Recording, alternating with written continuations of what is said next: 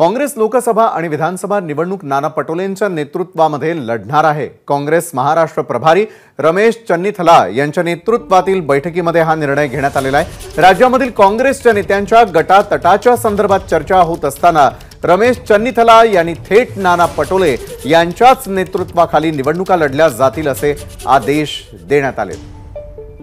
याच संदर्भात अधिक माहिती देतात आपले प्रतिनिधी राजू सोनवणे।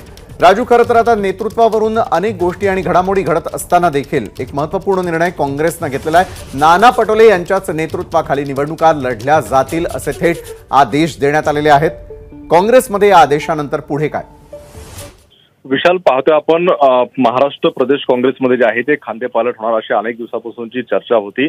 मात्र या चर्चेला कुठेतरी पूर्णविराम लागताना पाहायला मिळतोय, कारण गुरुवारी जी काय मुंबई बैठक पार पडली, ही बैठकीला रमेश चन्नीथलाल होते, त्याचप्रमाणे महाराष्ट्रातील सगळे मोठे महत्वाचे काँग्रेसचे नेते सुद्धा उपस्थित होते। त्यामध्ये नाना पटोले असतील, बाळासाहेब थोरात, अशोक चव्हाण, विजय वडेट्टीवार यांच्यासह सगळे नेते उपस्थित होते। आणि यावरती पुन्हा एकदा चर्चा झाली की जे काही गटतट महाराष्ट्र प्रदेश काँग्रेसमध्ये आहे त्या संदर्भामध्ये त्यावेळेस स्पष्ट मत जे आहे ते प्रभारींनी सांगितलं आहे की यापुढे आपल्याला कुठल्याही प्रकारचं जे आहे तो बदल होणार नाही, तर नाना पटोले यांच्या नेतृत्वाखाली जे आहे ते लोकसभा आणि आगामी विधानसभा लढली जाईल।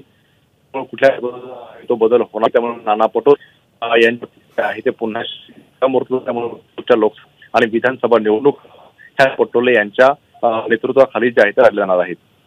नक्कीच धन्यवाद राजू, दिलेल्या सविस्तर माहितीसाठी। तर काँग्रेस महाराष्ट्र प्रभारी रमेश चन्नीथला यांनी हे आदेश दिलेले आहेत। एबीपी माझा, उघडा डोळे बघा नीट।